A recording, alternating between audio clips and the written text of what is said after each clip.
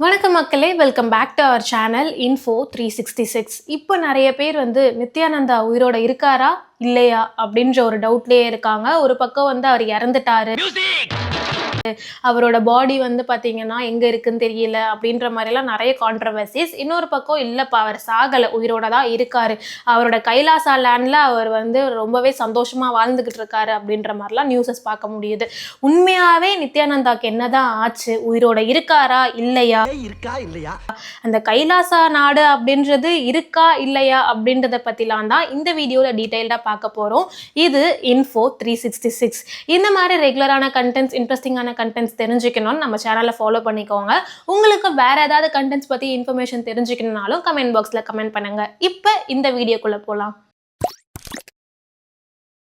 நித்யானந்தாவை பற்றி எதுக்கு இப்போ எல்லாரும் பேசிகிட்டு இருக்காங்க, அவர் ஒருவரோட இருக்காரா இல்லையா அப்படின்னு எதுக்கு திடீர்னு இவரை பற்றி டாக் அப்படின்ற மாதிரி நிறைய பேருக்கு கன்ஃபியூஷன் இருக்கும். அதுக்கு முக்கியமான காரணம் யாருன்னா, நித்யானந்தாவோட சகோதரி மகனான சுந்தரேஸ்வர மகாராஜ். அவர் தான் திருவண்ணாமலையில் அவர் வாழ்ந்துகிட்டு இருக்காரு. அவர் திடீர்னு ஒரு வாட்ஸ்அப் வீடியோ ஷேர் பண்ணுறாரு, நித்யானந்தா அவர்கள் இந்து தர்மத்துக்காக உயிர் தியாகம் பண்ணிட்டாரு அப்படின்ற மாதிரி ஒரு வீடியோவை ஷேர் பண்ண உடனே அது காட்டு தீ மாதிரி பரவுது. நித்யானந்தா இறந்துட்டாரு அப்படின்ற மாதிரி. என்னது, நித்யானந்தா இறந்துட்டாரா, இவ்வளவு நாள் அவர் எங்கப்பா இருந்தாரு அப்படின்ற மாதிரி நிறைய பேருக்கு ஷாக் ஆயிருக்கலாம். ஆனா நித்யானந்தா உயிரோட தான் இருக்காரு அப்படின்ற மாதிரி ஒரு தரப்பு மக்கள் சொல்லிக்கிட்டு இருக்காங்க. நித்யானந்தா உண்மையாலே செத்துட்டாரு அப்படின்னு நிறைய பேர் நம்புறதுக்கான ரீசன் என்னவா இருக்குன்னா, யூஸ்வலா நித்யானந்தா இருக்காரு அப்படின்றதுக்கு ஒரு ப்ரூஃபா இருந்தது அவர் வரக்கூடிய லைவ் வீடியோஸ். அவர் வரக்கூடிய லைவ் வீடியோஸ்ல அவர் பண்ற ஃபன்னு, அவர் கொடுக்குற ஸ்பீச் எல்லாமே பயங்கர ட்ரெண்டிங்கா மாறும். ஆனா ஒரு 6 months, ஒரு 6 மாசமா நித்யானந்தா கிட்ட இருந்து எந்த ஒரு லைவ் வீடியோவுமே வரல. அவர் எங்க தான் இருக்காரு அப்படின்ற மாதிரி யோசிக்கிற வைக்கிற அளவுக்கு தான் இது ஒரு மிஸ்ட்ரியா இருக்கு. யூஸ்வலா இந்து சமயத்தில் ஏதாவது ஒரு கான்ட்ரவர்சிஸ் நடக்குது, இல்லை ஏதாவது ஒரு பெரிய ஈவெண்ட் நடக்குது, இப்போ கும்பமேளா நடந்திருந்தது, இந்த மாதிரி விஷயங்களுக்கெல்லாம் நித்யானந்தா சைட்ல இருந்து ஒரு வீடியோஸ்லாம் வரத்துக்கான அதிக வாய்ப்புகள் இருக்கும். இது எதுவுமே அவர் ஒரு 6 மாசமா கொடுக்காம இருக்காரு, உண்மையாலே அவர் உடல்நலம் குறைவால இறந்துட்டாரு போல அப்படின்னு இந்த நியூஸை பார்த்தோன்னே பல பேர் கன்ஃபார்ம் பண்ணிட்டாங்க. ஏன்னா அவர் லாஸ்டா லைவ் வீடியோ அப்படின்னு அவங்க சிவராத்திரிக்கு போட்ட வீடியோ ரொம்ப பழைய வீடியோ. நிறைய பேர் கமெண்ட் பாக்ஸ்லேயே இது பழைய வீடியோங்க, இது ஓல்டு வீடியோங்க அப்படின்னு கமெண்ட்ஸ் நிறைய வர தான் அந்த வீடியோவை அப்ரப்டா அந்த லைவை கட் பண்ணாங்க. ஸோ அவர்கிட்ட இருந்து ஒரு 6 மாசமா எந்த ஒரு ரெஸ்பான்ஸுமே வரல. நித்யானந்தா இறந்துட்டாரு அப்படின்னு கன்ஃபார்ம் பண்றாங்க. 2022ல பாத்தீங்கன்னா நித்யானந்தாவுக்கு உண்மையாவே உடம்பு சரியில்லாம ஆயிருந்தது. அவருக்கு கிட்னி ஃபெயிலியர் ஆகி சேசஸ் அப்படின்னு கூடிய ஒரு தீவுல ஒரு தமிழ் டாக்டர் தான் அவருக்கு கிட்னி டிரான்ஸ்பிளான்ட் சர்ஜரிலாம் பண்ணியிருந்தாங்க அப்படின்றது உண்மைதான். அதனால அவருக்கு ஆல்ரெடி ஒரு ஹெல்த் ப்ராப்ளம்ஸ்லாம் இருந்தனால இப்பயுமே அவர் உடல்நல குறைவால இறந்திருப்பாரு.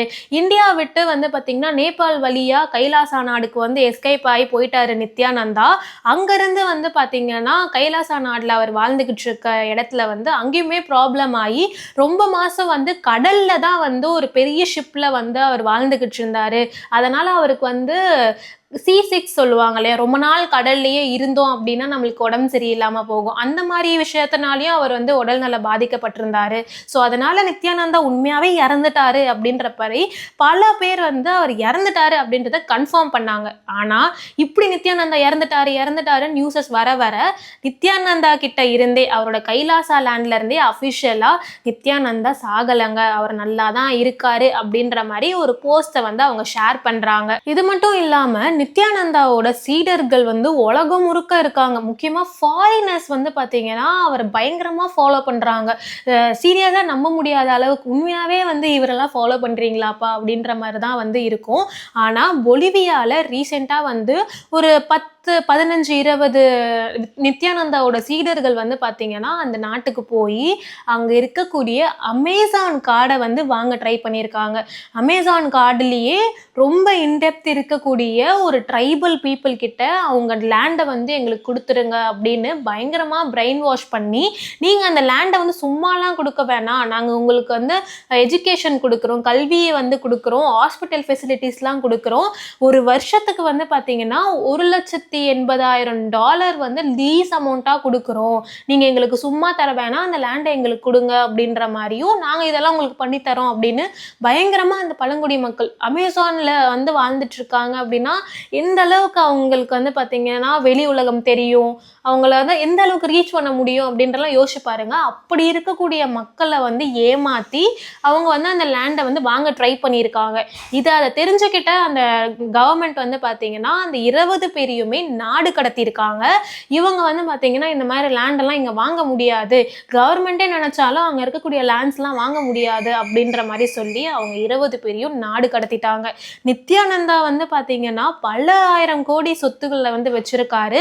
அதை ஃபுல்லாக வந்து ஒரு 2 ட்ரஸ்ட் மூலியமாக தான் வந்து கொடுத்துட்டு போயிட்டாரு இந்தியாவில் ஒருத்தர்கிட்ட அப்படின்ற மாதிரிலாம் நிறைய கான்ட்ரவர்சிஸ் இருக்கும். நித்யானந்தா மேலே பல கான்ட்ரவர்சிஸ்லாம் இருக்கும். இந்த அமேசானில் இருக்கக்கூடிய இந்த தீவை வந்து அவங்க வாங்கறதுக்கான முக்கியமான காரணமாக வந்து என்ன சொல்கிறாங்கன்னு பார்த்தீங்கன்னா, அங்கே இருக்கக்கூடிய இலைகள், அங்கே இருக்கக்கூடிய மூலிகை செடிகளை வச்சு வயசு கம்மியாக எங்காவே இருக்கணும் அப்படின்னா என்ன மாதிரி மெடிசன்ஸ்லாம் உருவாக்கலாம், ரொம்ப நாள் உயிர் வாழணும் அப்படின்னா என்ன மாதிரி மருந்துக்களை வந்து உருவாக்கலாம் அப்படின்றதுக்காக தான் அந்த ஒரு தீவை வந்து வாங்கணும் அப்படின்றதுல கைலாசால இருக்கக்கூடிய அந்த சீடர்கள்லாம் ரொம்ப மும்மரமா இருந்திருக்காங்க. அப்படிதான் அவங்க ட்ரை பண்ணியிருக்காங்க அப்படின்ற மாதிரிலாம் நிறைய பேர் வந்து நிறைய ரீசன் சொல்லிட்டு இருக்காங்க.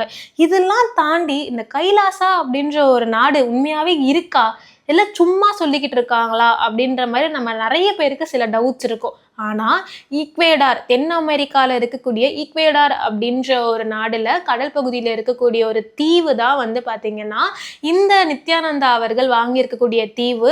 அதுக்கு தான் வந்து கைலாசான்னு அவர் பேர் வச்சு அவரோட நாடு, இது என்னோட தனி நாடு அப்படின்னு வந்து உருவாக்கியிருக்காரு.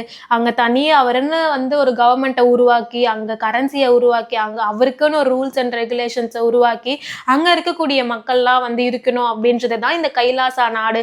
சிவனோட உலகம் தான் இந்த உலகம் அப்படின்ற மாதிரி சிவனோட இதுதான் வந்து நித்யானந்தா அப்படின்லாம் பயங்கரமா வந்து ஒரு விஷயத்த கிளப்பி வச்சிருக்காரு.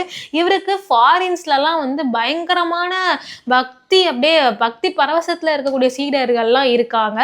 இன்ஃபேக்ட் வந்து ஐநாலே போய் இந்த கைலாசா நாடை வந்து அவங்க அக்ரி பண்ணிட்டாங்க, ஐநா சபையே வந்து ஒத்துக்கிட்டாங்க, இந்த மாதிரி ஒரு கைலாசா நாடு இருக்கு அப்படின்றத அக்செப்ட் பண்ணிட்டாங்க அப்படின்ற மாதிரிலாம் சொல்லிட்டு இருந்தாங்க. ஆனா ஐநா வந்து என்ன வந்து விளக்கம் கொடுத்துருந்தாங்கன்னா, இந்த மாதிரி எல்லாருக்குமே நாங்க வந்து அந்த ஐநா மீட்டிங்ல வந்து பேசுறதுக்கு வாய்ப்பு கொடுப்போம், அப்படிதான் அவங்களுக்கும் வாய்ப்பு கொடுத்தோம், அதுக்காக நாங்க வந்து கைலாசா லேண்டை வந்து அக்செப்ட் பண்ணிட்டோம் அப்படின்றதெல்லாம் அர்த்தம் கிடையாது அப்படின்னு அந்த ஒரு டாக்குக்கு வந்து பாத்தீங்கன்னா முற்றுப்புள்ளி வச்சிருந்தாங்க.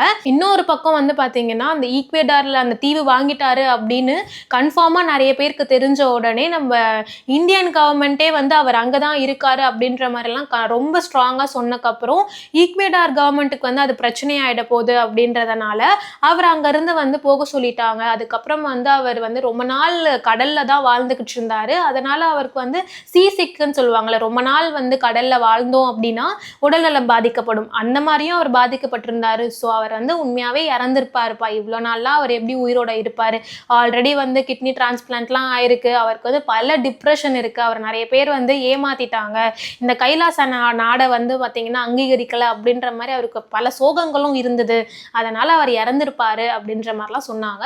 ஸ்டில் அவர் சைட்ல இருந்து நாங்கள் இன்னும் சாகலைங்க, உயிரோட தான் இருக்கேன் அப்படின்ற மாதிரி ஒரு விளக்கம் வந்திருக்கு. இதுதான் நித்யானந்தா வந்து செத்துட்டாரு அப்படின்னு சொல்லுறதுக்கு பின்னாடி இருக்கக்கூடிய ஸ்டோரிஸா இருக்கு. இப்போ உங்களுக்கு ஓரளவுக்கு வந்து இதுல இருந்து எல்லா இன்ஃபர்மேஷன்ஸும் தெரிஞ்சிருக்கும் அப்படின்னு நம்புறேன். இந்த மாதிரி இன்ஃபர்மேட்டிவான இன்ட்ரெஸ்டிங்கான வீடியோஸ்லாம் தெரிஞ்சுக்கணும் அப்படின்னா Info366 மறக்காம சப்ஸ்கிரைப் பண்ணிக்கோங்க. நான் உங்களை அடுத்த வீடியோவில் வந்து மீட் பண்றேன். Until then, bye from Divya.